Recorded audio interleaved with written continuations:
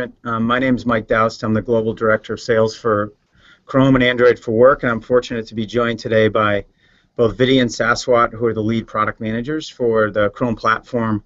And they're going to be able to provide you all with some great information about Chrome device management, as well as the use cases and solutions where it can be applied in your organization. So before we get into details, I'm going to just take a couple minutes and give a high-level view of the challenges that we have seen and think Chrome can help you solve today for both your IT issues as well as your end users.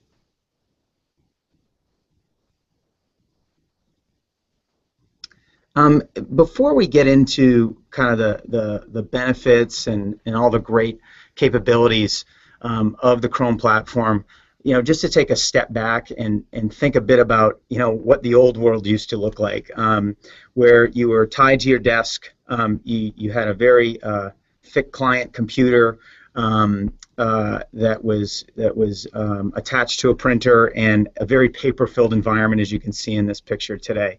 The world we live in today, as we all know, is sort of blended from what you do out of work and what you do at work into a mobile world, a world where you aren't tied to your desk and need to access information, content, things to do your day-to-day business from anywhere at any time.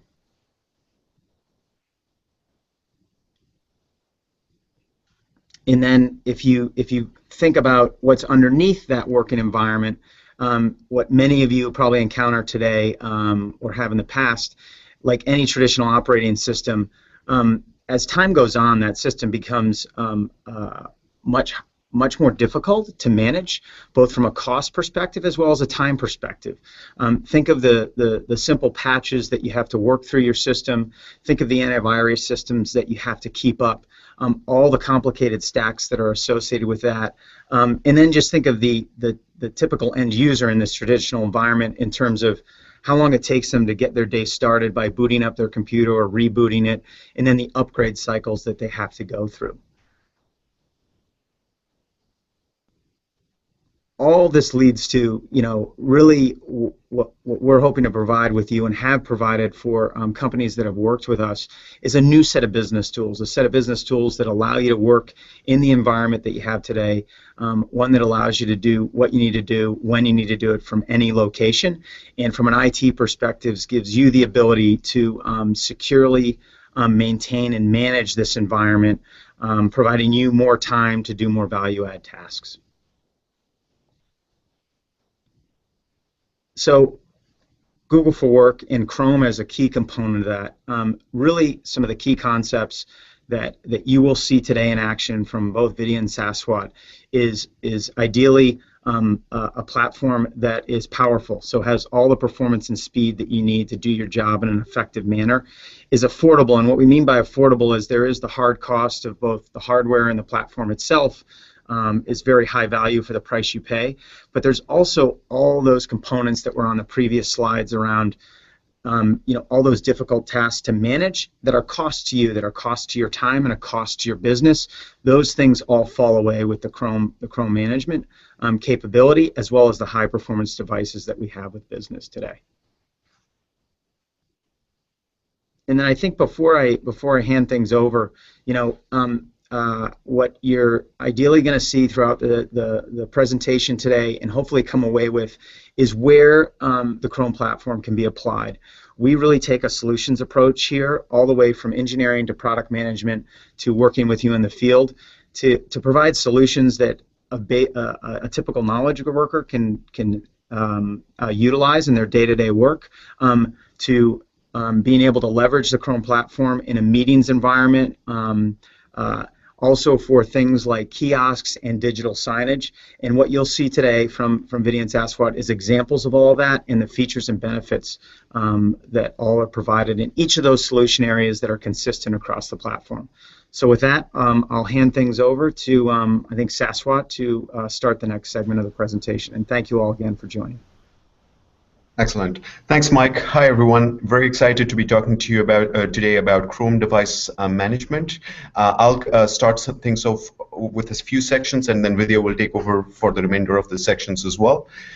So as a recap, like Mike was saying, what we're going to cover today with Chrome Management Console encompasses all the form factors such as Chromebooks, Chromebits, Chromeboxes, and Chromebases. So this one tool actually covers all the various form factors in which Chrome comes in, and also all the use cases. So it's not like when you go do kiosks or signage, you need to purchase a separate product than what you're using for managing your employees. It's all within that same single tool that we're able to provide the end-to-end management. And if you happen to be a Google Apps customer, this destination will not be unfamiliar to you. Even Google Apps can be managed through the same end-to-end console. But if you're not, all of these entire spectrum of use cases can be managed through the Chrome Management Console.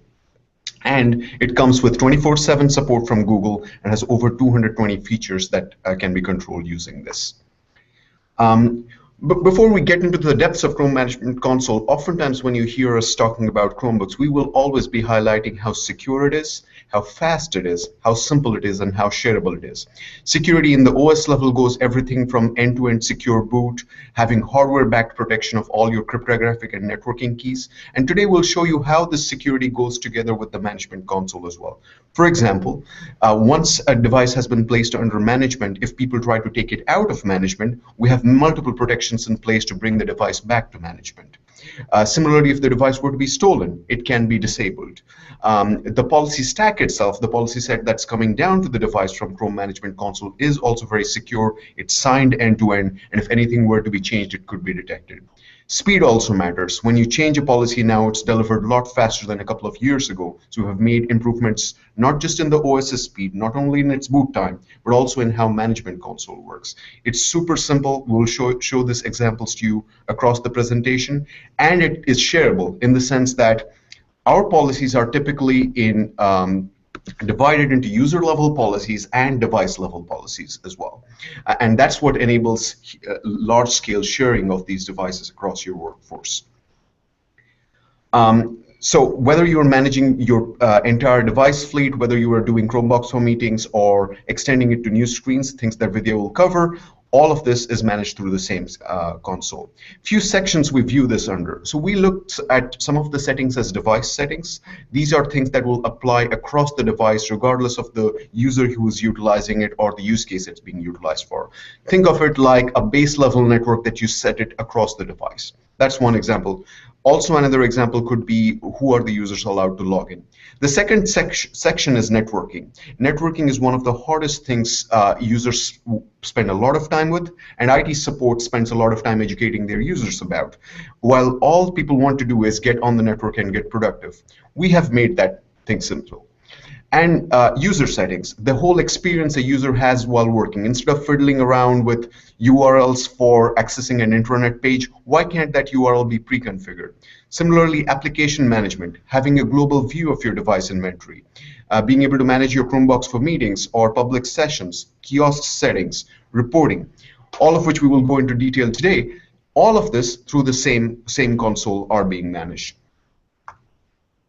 So this is, we just wanted to give you a very hands-on view today. So this is how, when you log into the device management section of the admin console, this is what you would see. You would immediately get an overview of how many devices you're managing, what kind of devices are they. And on the left, you will find the broad level navigation. For example, networking. Networking is one area that we have unified across mobile, Chromebooks, Chromebox for meetings, and all of that. And I'll get to that in a second. But where does this truly become valuable to you? So the reason we are able to provide this wide array of settings that I just briefly covered in the previous slide is because Chrome OS as an OS was designed cloud first.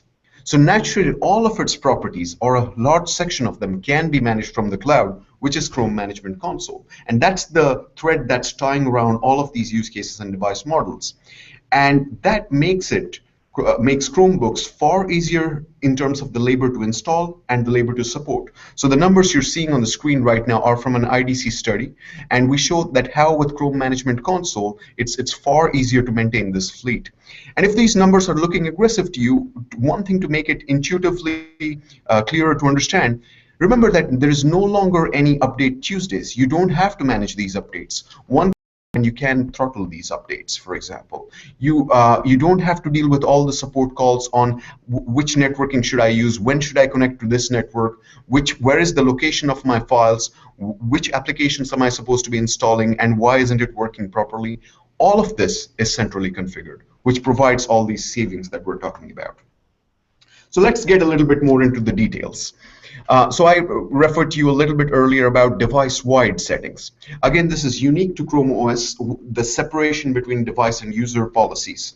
You will typically not find this across the board. And the reason we take this so seriously is because shareability is a core concern of Chrome OS. So we try to distinguish what are the things that should apply to the entire device, regardless of who's the user using it. Because a user could be from a finance department, he could be or she could be from HR, and the policy sets applying to them could be different at a user level.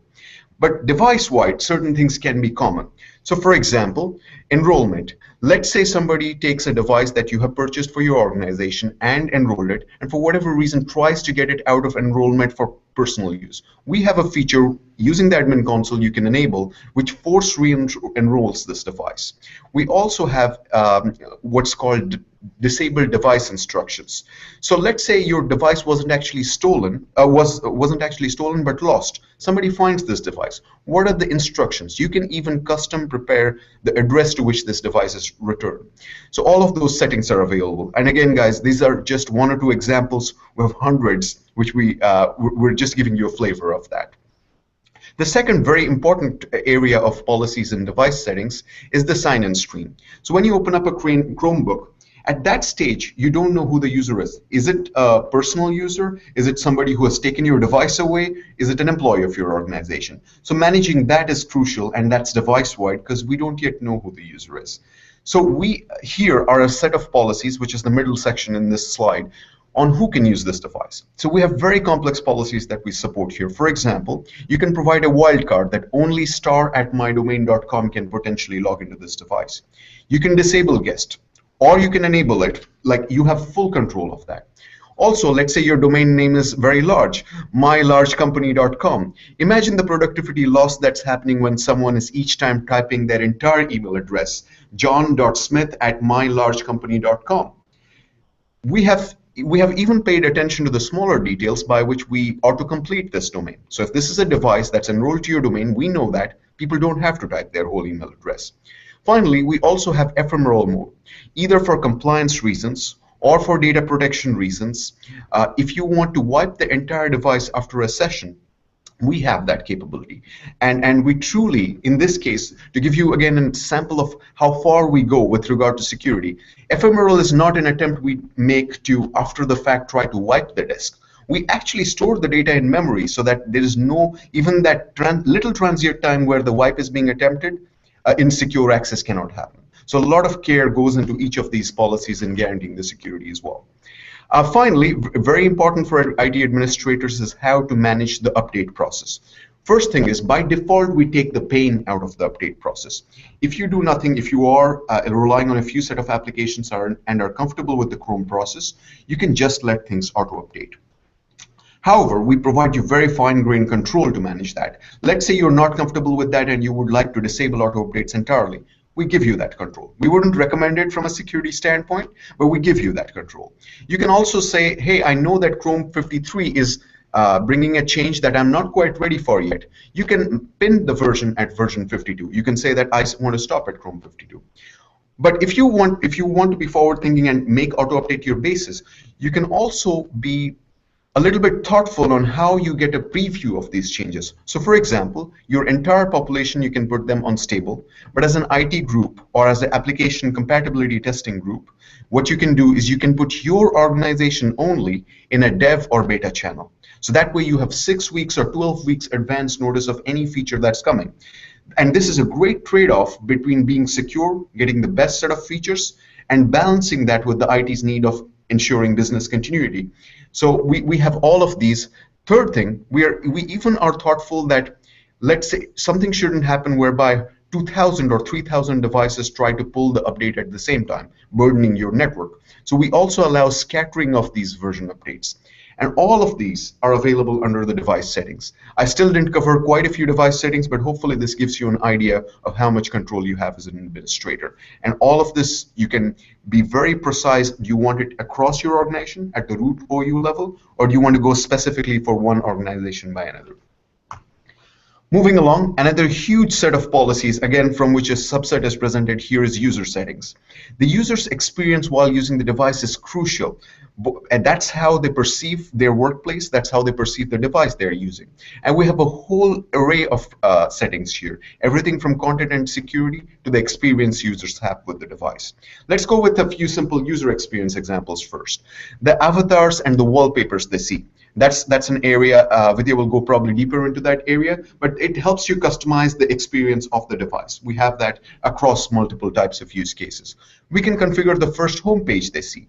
We can configure what's the startup page they see. So let's say you have a call center group that has been using Chromebooks. They typically use the same 2-3 applications to do their work. When they log into the device, why can't those 3 applications be auto-launched so that they're immediately productive without them having to hunting for those?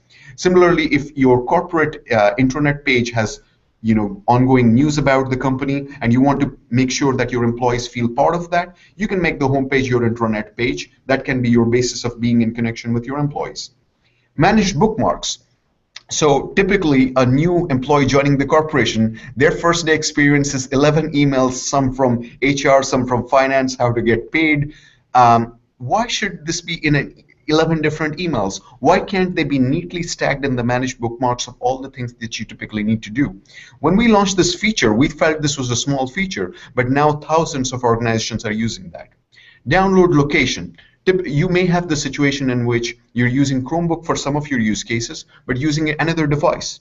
Now, if people are accidentally downloading their files into the local storage of the Chromebook and then feeling lost when they are using their Windows or Mac, what you can do is softly, as an administrator, encourage people to store things into Drive or any other cloud storage you're using so that users aren't lost with their files. There's a single location.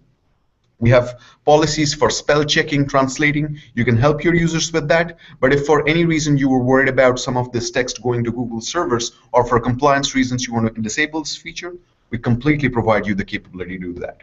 Similarly, for printing, we have policies. Let's say you are in an environment that you really do not want people to be able to print any documents, and for data leakage purposes, we do have the policies to disable printing. We also have fine granular policies on what can be printed and so on. So that's around user experience, and there's tons more that you can look in our help center.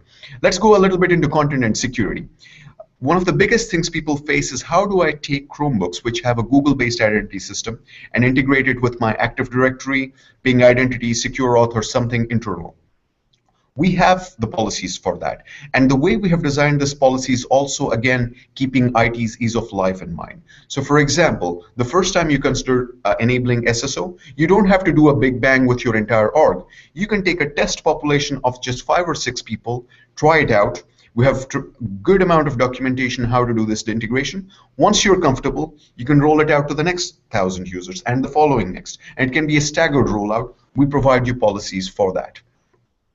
We also provide policies such as enabling safe browsing by default, or enabling or disabling incognito. Safe browsing allows you, without having your own solution, to get the benefit of Google's own intelligence on where malicious activities are happening on the web.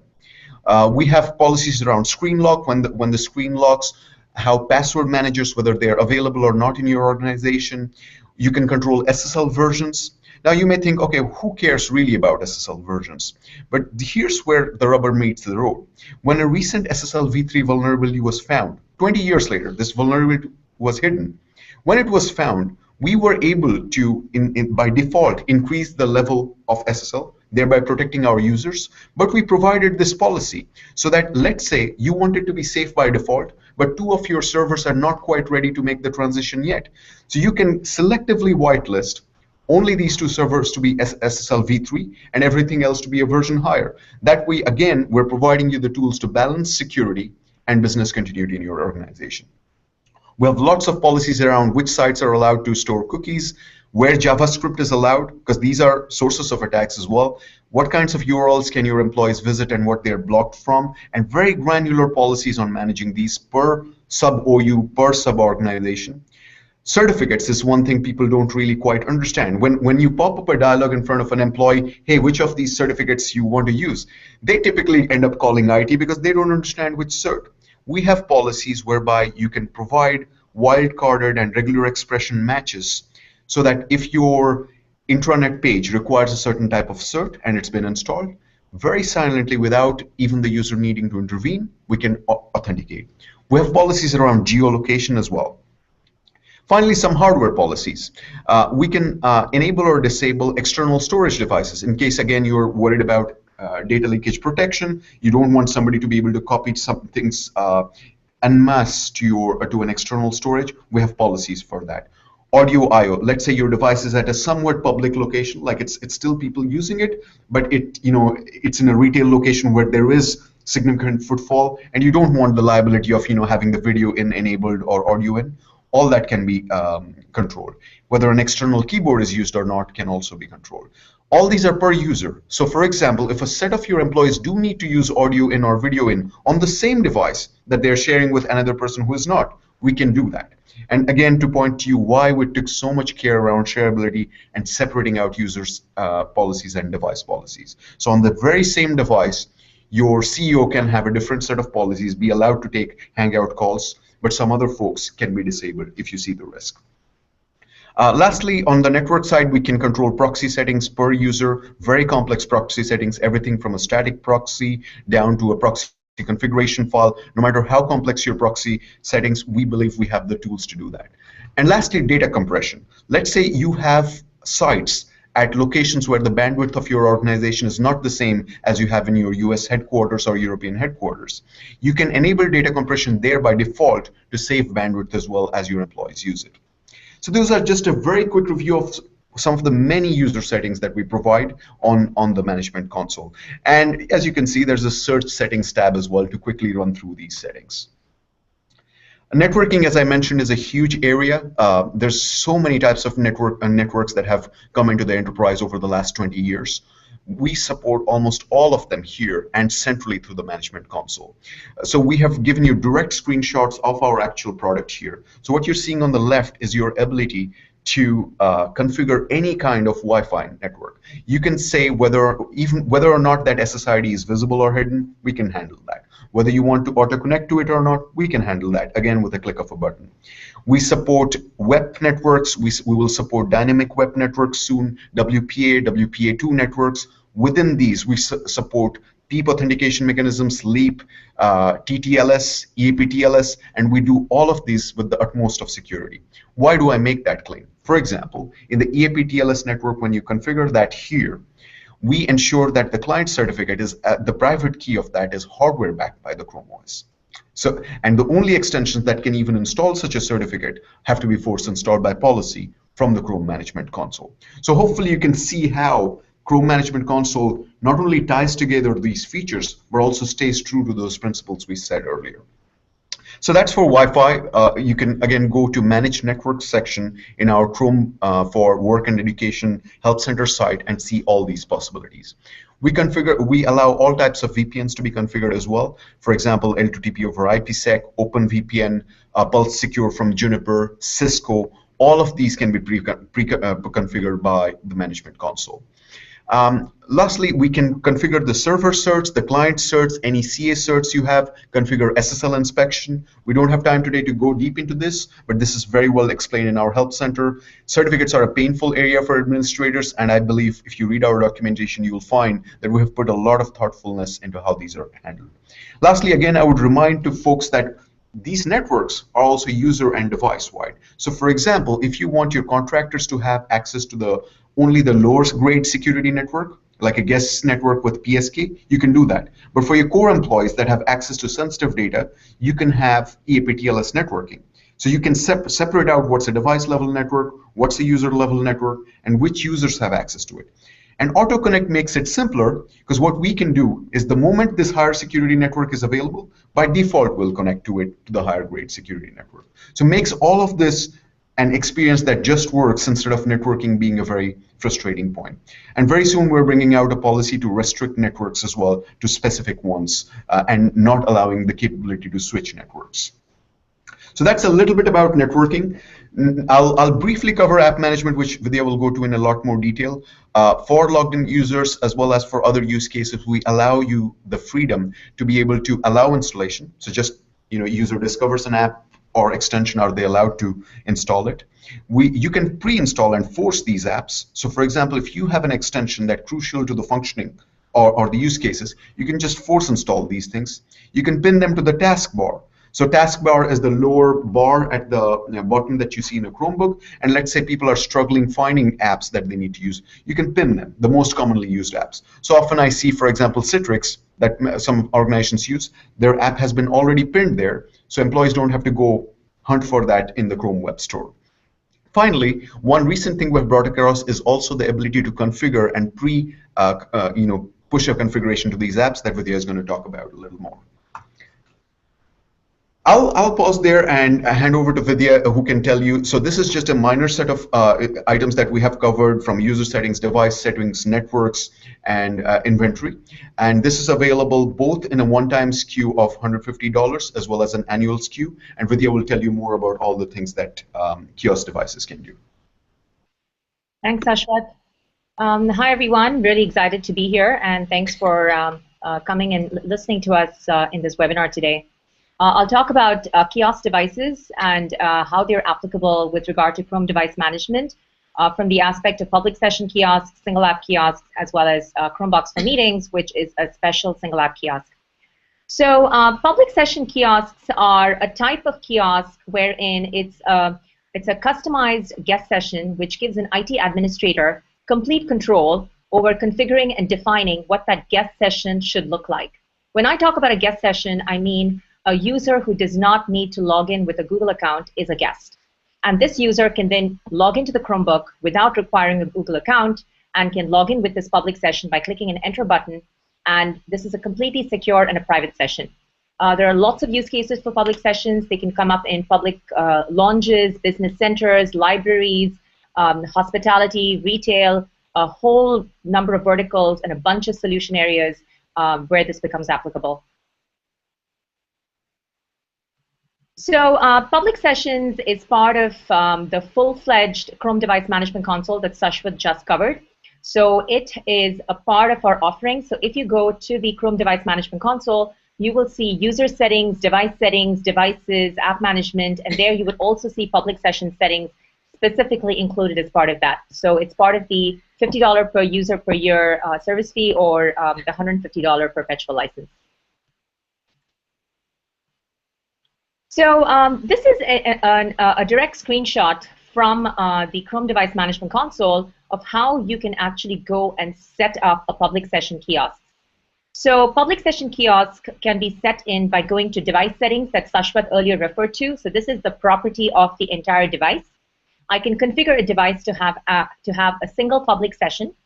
Once I configure it to be a public session, I can go to the section called kiosk settings, and I can define that this device needs to have a public session, and I can configure it that the public session can either be a manual session that needs to be specifically launched by the user who is walking up to the terminal, or it can be auto-launched, that is, whenever the device boots up, the device automatically logs into that session. So when I click on the Manage Public Sessions button, that takes me to a page, to the Public Session Settings page, where I can specifically go and configure the different properties and attributes for what my public session would look like. If you look at this slide, you will see there is a lot of commonality between the type of settings that Ashwath earlier spoke to with user settings. On the other hand, there are certain settings which are specifically unique to public sessions, and that's what I'd like to talk about. So the user experience for a public session is this ephemeral session. When I talk about an ephemeral session, I mean a session which is completely private, completely incognito, so that whenever, as a guest, I walk into the session, nothing is stored on disk. Everything is completely removed and wiped away as soon as the user signs out. So there are certain settings that we have defined from a user experience perspective. So as an IT administrator, I can define that I want my users to be able to accept a certain set of terms and service a EULA agreement before they can join the session. So this is applicable for use cases like, say, I have a public session terminal sitting up in a hotel lobby say, a Hyatt or a Marriott. And a user walks up the terminal, they accept certain terms of service that is specific to that organization, and then they move in. I can also configure the type of locale and language, the keyboard settings that that particular kiosk needs to have. This is a very popular feature of us, and it's seen wide adoption, especially as organizations have business centers or even terminals used in different locations around the world. For example, I can have a particular kiosk that is sitting in Switzerland, and I can have users in my Swiss location who speak French, German, and probably English. And therefore, as a user, I want to provide the flexibility to specify which locale and keyboard that the user sets in so that they have everything pre-configured and ready to go. Avatars and wallpapers are something that is not unique to public session. It's also available in user settings that Sashwat earlier covered. So as an IT administrator, I can specify that I want a unique look and feel for my organization. I can specify what the homepage should be, what the bookmarks should be. I can also define the set of printers that I want my guests to be able to access to. This is a particularly interesting feature for us as Google because printing today, cloud printing for a user requires a user to log in with a Google account. But with public sessions, we had to work it that way that you do not need a Google account, but they use a notion of a service account. This is a device account that can then allow users, any random guest user walking to the terminal, can then go and print a document. Public sessions, again, are extremely secure. This is the second bucket of features all around content and security.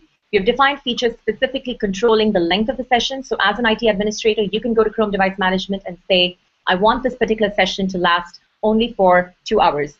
This is very helpful in environments like libraries or even business centers where you want to control the time that a user actually uses a terminal and then they need to walk away. The second session is called Log Out and Idle, again, very applicable for public spaces. So I can specify that if I, as a user, I'm not using the session for, say, for 10 minutes, I'm idle for 10 minutes, then I automatically sign the user out. So this way, you do not have to worry about privacy or a second user walking in and looking at sensitive data. You can also control network and proxy settings, similar to user settings, with regard to public sessions. And I'll talk a little bit about apps. With public sessions, you can also specify the type of apps which are unique to your organization that you'd like your guests to have access to. You can also pin apps and extensions. A key thing to note is with public sessions are private by nature, and so we have taken a lot of care to curate applications which have set of less privacy invasive APIs.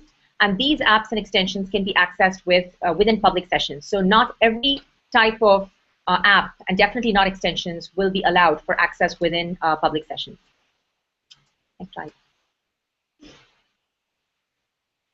So the second type of kiosks that we have is called a single app kiosks. And the key differentiation between single app kiosks and public session kiosks are that single app kiosks refer to kiosks which serve a single app and provide a full-screen, immersive, lockdown experience. And this results in a wide range of solutions and applications, starting from a digital sign to even a point-of-sale system or any types of self-service kiosk that's coming up, right? They could be corporate communications, wayfinders, and with the cost of these devices going down, they can really be a true paper replacement. So we, as part of single app kiosks, we introduced a new pricing for Chrome Device Management with a Streamlined Console that is priced at $24 per device per year. And this we call a single app kiosk Chrome Device Management.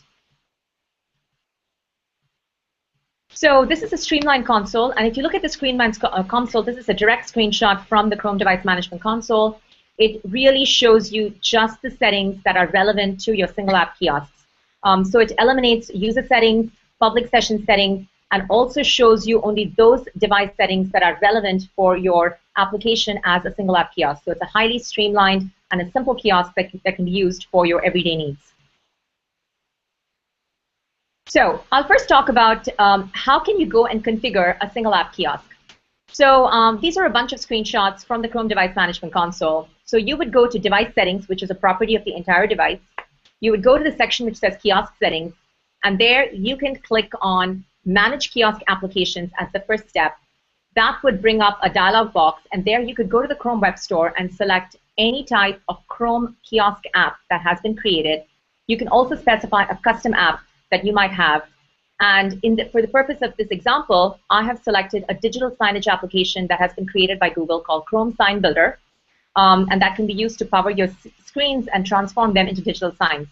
So once this Chrome Sign Builder Chrome Kiosk app has been selected and has been saved as an app that needs to be pushed down as a policy to all my devices in my organization unit, which Sashwat spoke about earlier, I could then, as a second step, go and configure whether I want my kiosk app to launch up automatically by default whenever my device first boots up, or if I need to manually start it up as a user. So pretty much these are the two simple steps that you need to do. Select and pick up the Chrome Kiosk app, save it, and then go and auto-launch it. So once I do that, once I select my Chrome Sign Builder application, as Sashwat mentioned in user settings, we have launched a feature where we are able to specify specific properties or attributes or upload configurations for my given application. So here, for instance, for my Chrome Sign Builder application, I can go to the app management section of the Chrome Device Management Console, select the app. Here I'm selecting Chrome Sign Builder. I can upload certain attributes that I want for Chrome Sign Builder. So as an example here, I would have specified that I want my content to run at a certain specific schedule. So for example, I want to have my certain spreadsheets and docs URLs to run at 3 a.m. in the morning, and I want my YouTube video playlists to run at 1 p.m. in the afternoon, and then I want my dashboard to run at 10 p.m. at night. So I can specify the schedule. I can then upload that configuration file which contains the schedule, and once that's done, that gets automatically pushed to all the devices in my organization unit. In this case, the device that I have selected is the Chrome Bit. The Chrome Bit is going to be used as my device powering my digital sign, and there I'm good to go. So once this property file has been uploaded and saved, this kiosk app would then run on the Chrome Bit, and there I would automatically have my digital sign. We've also launched a lot of features specifically to address the digital signage as well as the single app use case market. In particular, the features that we have these are against direct screenshots from the Chrome Device Management Console. We have features to enable device monitoring as well as alerting, and also log uploads, so that as an IT administrator, you can remotely go to the Chrome Device Management Console, configure these settings, get a remote view of what's happening to your devices without having to dispatch an IT technician to go and physically touch these devices and figure out what's going on. So for instance here, I can specify the email addresses of my IT administrators who should be alerted, either by email. I can also provide the list of phone numbers if they need to be alerted by SMS alerts, if my device goes down, if my device was to go offline. And here is a quick snapshot of what this would look like once device monitoring has been enabled, as was done in the previous slide. If device monitoring has been enabled, at that point, you can actually go to the devices, the Chrome devices section of the Chrome Device Management Console. I can drill down into a particular device. Here, I'm drilling down into this device, which has a serial number starting with N. And I click onto the device system activity and troubleshooting page. And there I get a complete overview of my device. I can figure out the online and offline status. This device is online. I see a green icon there. I can detect the memory usage. I can detect the HDD space. I can get the IP address. Coming very soon, I can also track the CPU temperature. Is my device getting hot? I can also get a lot of monitoring and logging information. I can capture screenshots. So for instance, here I can go and capture a screenshot, or I can also get the capture time. I can also get the system logs, and so that I can find out what is happening to my device remotely without having to dispatch my IT technician. So one key thing to note, as in the asterisk, is if you have your public session kiosk that is also set to auto launch, that is, the device will automatically boot up to directly log into the session at boot time, then this will also enjoy the same device monitoring capabilities that we have enabled for single app kiosks. But if the public session kiosk is set to launch manually, it will not be available.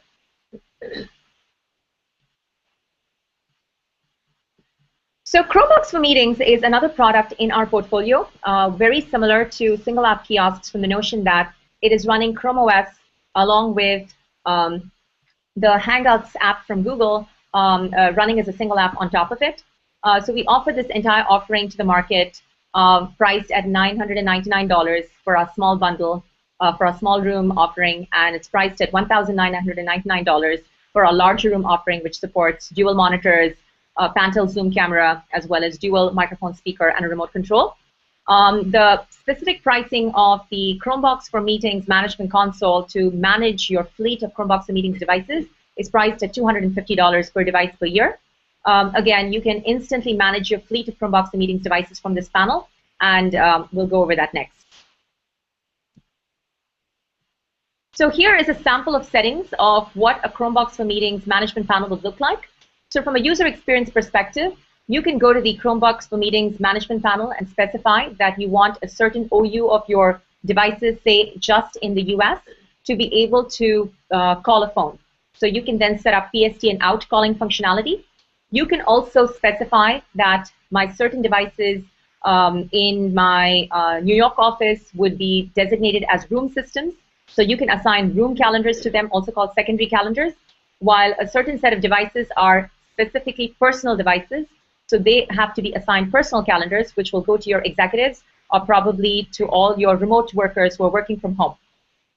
You can also similarly configure monitoring, alerting, and reporting features, just as you can do for other single app kiosk and auto-launched public session kiosk devices. You can get detailed diagnostics as well as reporting on these devices. We also recently launched a feature where you can also get SMS and email alerts if a device was to go online or offline, or a device was to go offline. We also provide a lot of fleet management capabilities. For instance, you can actually schedule your devices to be rebooted at a certain period of time. So for instance, you can say that I want my devices in my Mountain View office to be rebooted once a day, but I want my devices in my Tokyo office to be rebooted every 2 days. You can also set the time zones for all these devices remotely. And we also offer features to be able to remotely call, mute, and hang up a meeting. This is a very popular feature within Google. Within Google, oftentimes for very important meetings, we would see an IT administrator or a delegated administrator, an administrator who has delegated access to access certain parts of the Chrome device management console, could go in and can remotely start a bunch of rooms, a bunch of Chromebox for Meetings devices automatically before a meeting is about to start. So that now when the executive or when the user walks into the conference room, the meetings are already started and they're up and running without having to click any button. You can also track device status, whether a device has gone online and offline. In addition, we also offer auto-update controls and OS controls, similar to what Sashwat spoke about for the rest of Chrome devices. You can have control the auto-update settings.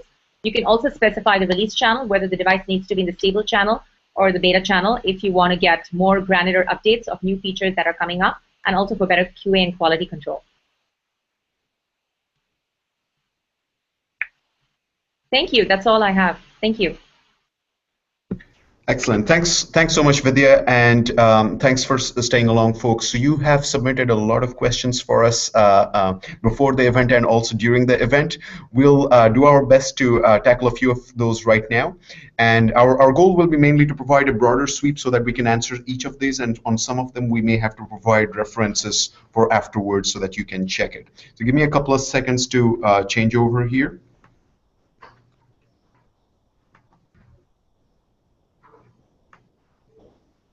All right, I'm just pulling up hundreds of questions that you guys have submitted to us. All right, so what we'll do is I'll try to cover 3 or 4 questions. I'll take a batch of 3 or 4, then I'll ask Vidya 3 or 4 questions for her to answer, and then we'll keep doing this until we have time till the top of the hour. The first question I have is, how do schools use Chromebooks and organizations in general use WPA2 enterprise or 802.1x networks? Great question. We see tremendous usage among hundreds of organizations using these type of networks because these networks provide security. easily, but for users, it's very hard to understand how to configure these. And Chromebooks here are actually in a unique position of strength because you as an IT administrator can pre-configure these things so that your so your students or your employees don't have to figure them out. Let me just take, WPA2 Enterprise covers more than 6-7 types of networks. Let me take just 2 examples. On the LEAP or PEEP type authentication schemes, you can preset the server certificate, so your employees don't have to figure that out. You can provide the username as a dollar username, pre-populate those fields. So again, saving trouble from your business, your employees to do that. And for more complex networks like EAP-TLS, you can have an extension that pre-installs these client certificates after authenticating the user. And you can also provide wildcard matches so that the client certificate and the network can be matched. It's a lot to explain in more detail, but I would invite you to go to our Chrome for Work and Education Help Center. You can go to Manage Networks section and you will see we describe LEAP, PEEP, EAP-TLS, EAP-TLS, all the configuration parameters for that can be pre-configured. And you already have extensions from Aruba, things that work with Microsoft Active Directory certificate services. So I do believe that on this we have a pretty comprehensive setup.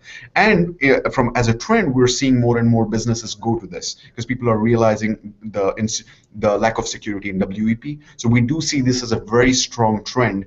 So if you are considering this for your organization, by no means will you be the first ones to be trying this with Chromebooks. Going to the next question, how do I deal with Active Directory authentication? Because a lot of my infrastructure is AD based. So 2 questions. We briefly alluded to that in the user settings section when we were talking about SSO. So we launched SSO login to Chromebooks almost a year ago. We have hundreds of organizations using that. We covered the top 11 identity providers, including Active Directory Federation services. So as far as the basic logging into the device itself goes, we can just redirect SAML from Google's authentication servers to whoever is your identity provider. So that's the basic login to the device, and you have policies to roll it out in a staggered manner. Now, if you're talking about authentication to proxies and or internal assets like that, we can support NTLM type authentication through the browser as well once you are in session.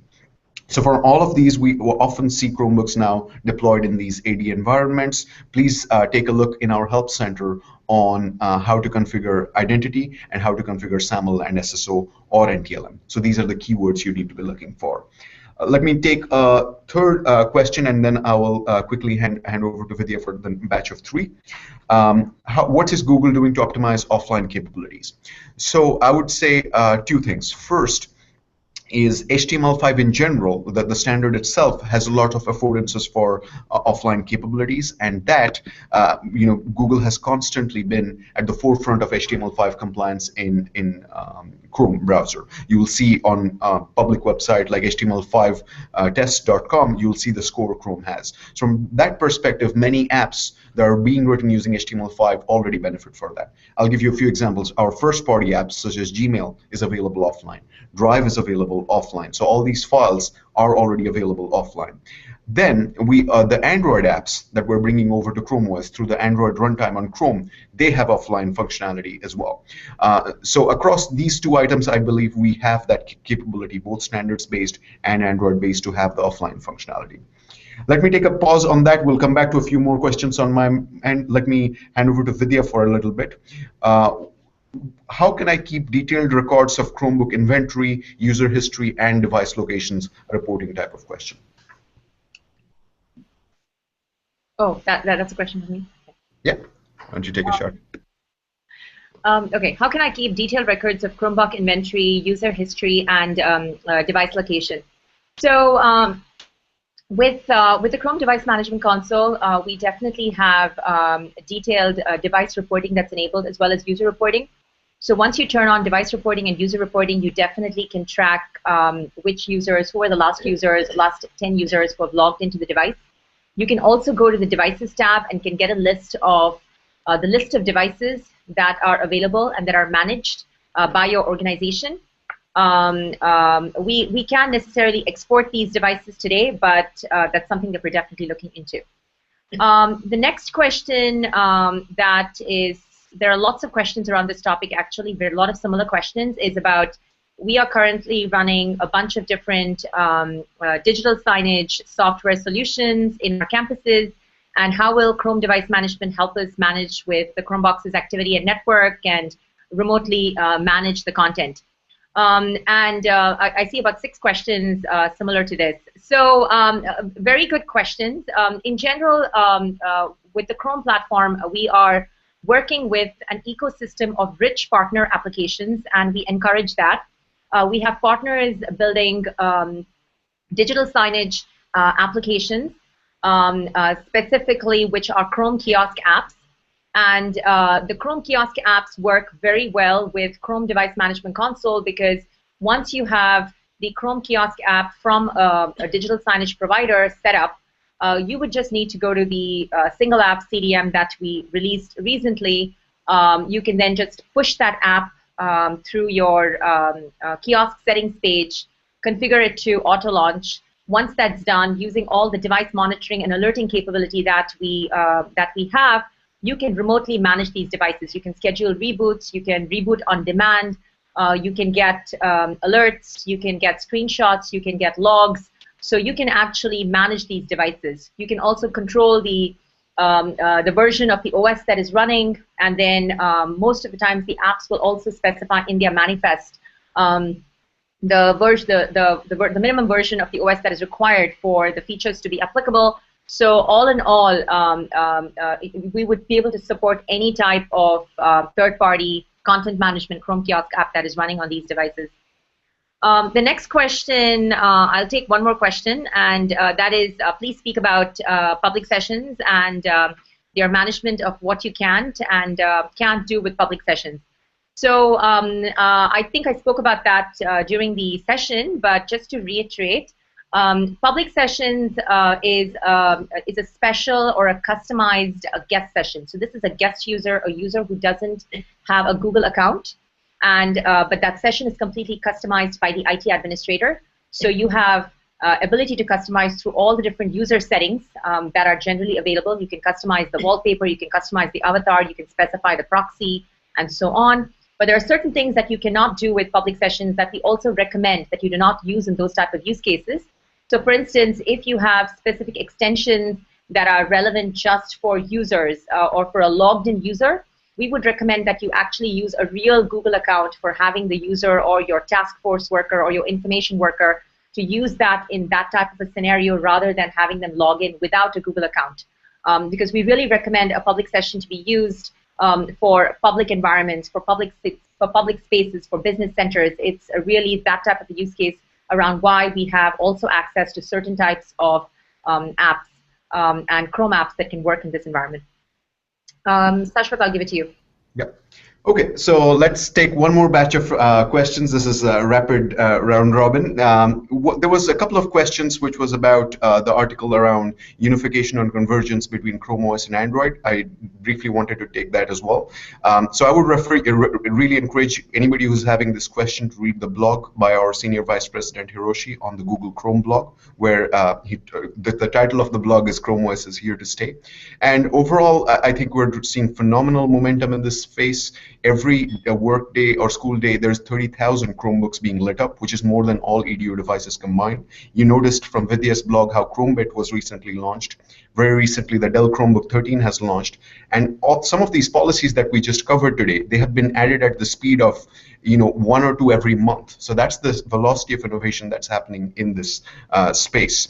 We are bringing more and more Android apps. That's also referred to in the blog. So I would encourage you to look through that blog, and you will notice that we're seeing a phenomenal momentum in this area and are continuing to investment. So whenever we have another session like this, again, you will notice we'll have done a lot more in this space as well. Let me take another question about VPN. It was the question was about, can you push VPN settings centrally? The answer is yes. In the past, there were 2 types of VPN we used to support. One was OpenVPN.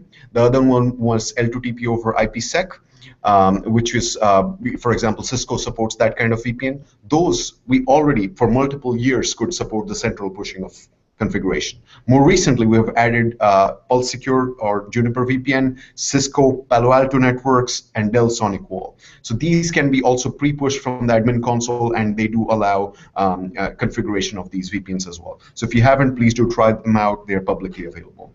I'll take a third simple one, which is, can we use a USB Ethernet adapter to connect to a network? Let's say if there is, so oftentimes in a Chromebook, to keep it thin and light, we don't have a full Ethernet jack in there. The answer is yes. So there are multiple USB to Ethernet adapters in the market. We work with them. You can have that connectivity as well. Let me pause there for a second. Vidya, are there any other questions that you would like to take? Yeah, I can take maybe two more. Okay, so one question that's come up is, where is it? Will Google for Work purchasers ever have the ability to invite more than 15 people via video participants into a Hangout?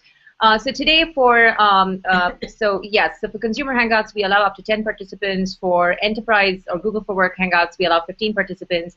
We're definitely looking at plans to expand beyond that, starting with 25 participants and then even more. So it's definitely something that we are considering. The next question is, what can we do to remotely manage, and how do we remotely manage the Chromebit? So Chromebit is just another Chrome device type, and whether it's a Chromebit or a Chromebase or a Chromebox, it can all be remotely managed using the same controls and policies that we have in the Chrome Device Management Console. And for the Chromebit, especially for the digital signage or the single app kiosk use case, you can take advantage of our recently announced single app kiosk CDM priced at $24 per device per year. And lastly, the question I have is, can I use any app with kiosk mode? Can I customize the app settings for a particular sign? Yes, absolutely. We encourage more and more third-party developers to build apps, Chrome kiosk apps that can work on top of Chrome devices. So any app can be easily created into a kiosk app. You can also use our tool called the Chrome App Builder, which allows you to very easily build a Chrome kiosk app in a matter of minutes. And then you can customize the app settings and properties using the upload configuration file. You can upload a simple configuration file using Chrome Device Management Console and set specific attributes and properties for your app, all remotely done through Chrome Device Management Console. All right, so we're almost at the top of the hour, guys. Two very rapid answers, and then we'll close off. One was a question around, can you provide only some rights to certain admins and other rights to other admins among these 220 plus policies? Can we have different sets? The answer is yes. I would like you to take a look at delegated admin on our Help Center articles. The second question was, can I sync with Active Directory? We briefly covered that. I would request you to look at Google Apps Directory Sync. Please search for that in our Help Center and you will get a lot of information around that. Lastly, WebEx. Yes, we have been working with Cisco on that, and very early next year you should be able to try it. So there was very few very rapid answers. Thanks so much for joining us in this call and seeing all the things that we are doing in Chrome device management today. I'd like to thank you guys a lot for your participation, and hope to see you next time. Thank you, everyone.